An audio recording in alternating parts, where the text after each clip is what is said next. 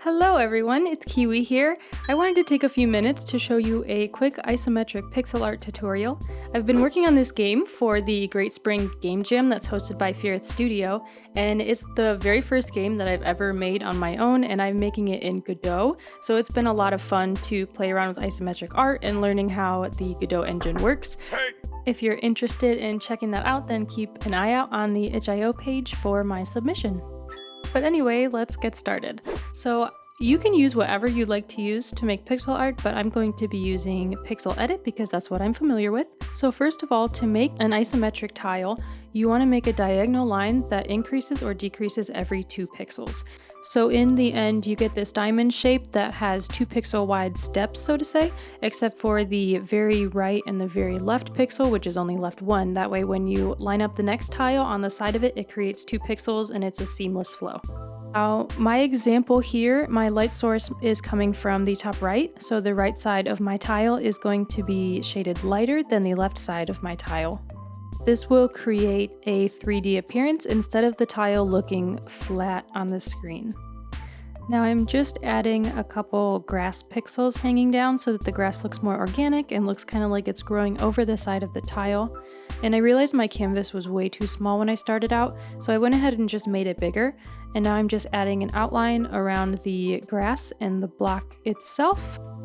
And you can use the line tool for lines like these in isometric art as long as you just make sure that you've got that 2 pixel increase and decrease so that you get your perfect 30-degree lines, because that's really what you need for this isometric art style. So here I'm adding some shading to the right side of the tile using the shade that I used on the left side, and I'm adding some vertical lines and dots just to make it look a little like dirt, like there's specks in there. And then I'm gonna just use the shade that I used for the outline to do the shading on the left side of the block, since the palette I'm using is very limited. This is actually the palette that was recommended for the Game Jam, and so I'm using that one, and I just added a couple colors to it because I needed a darker green for shading the grass, I needed a white for the rabbit's tail, and also the clouds, and a dark gray for the shading on the rabbit, which you'll see in a little bit. Now, Pixel Edit actually has a nice useful tool for shading. If you double click on the color box that you see up in the top left hand corner, then you can select shades lighter and darker than the color that you're currently using. So all I did was selected 2 shades darker for the green that came with the palette. But sometimes these colors can be a little muddy and weird, so you may have to adjust as necessary. If you're a beginner and you're new to pixel art, then it may be better to just find a palette that has all of the shades that you need to begin with. Alright, so this rabbit is looking a little weird right now, kind of more like a bug than a rabbit, but I promise it will come together. What's interesting about isometric art is that it's not a front-on view or a side view, but it has to be at an angle. It's at 30 degrees, and it's almost more of like a 3/4 top-down kind of view, but you see a little bit of the side. So with the way a rabbit is, I want the head to be lower down than the back side. That way it looks like it's running kind of downhill or at that downward angle. So right now I'm just going to focus on getting the head the way I think it should look, and then I'll build the body on from there.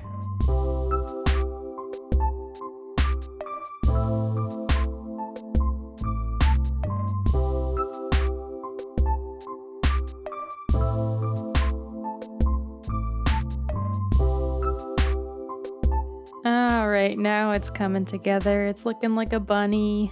Just a couple more things that I'm gonna tweak and fix, and then I'll get into adding it to the tile and adding a background and finishing this up.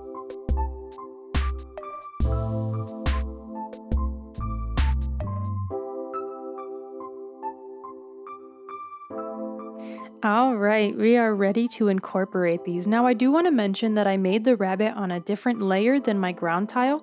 That way I could move and adjust and tweak the rabbit as needed and it wouldn't affect the tile that it's sitting on. And I'm going to do the same thing for the background and the clouds. I'm going to make them all on different layers so I don't have to worry about messing anything up.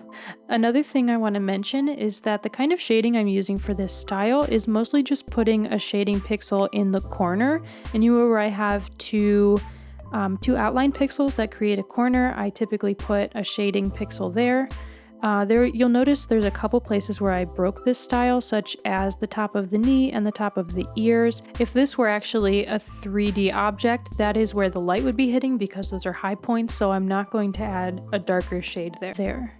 Now for the background, I thought it looked a little odd having the ground tile just floating on nothing, so I created sort of a gradient with these lines, and then I just used the oval tool with the fill feature selected and just made little ovals for the clouds that I'm just going to move around until I get them where I want them. Alright, so here is the final result. I hope you guys enjoyed this tutorial. If you did, be sure to give it a like, comment, and subscribe. I had so much fun making this for you guys, and I can't wait to see you in the next one. Bye!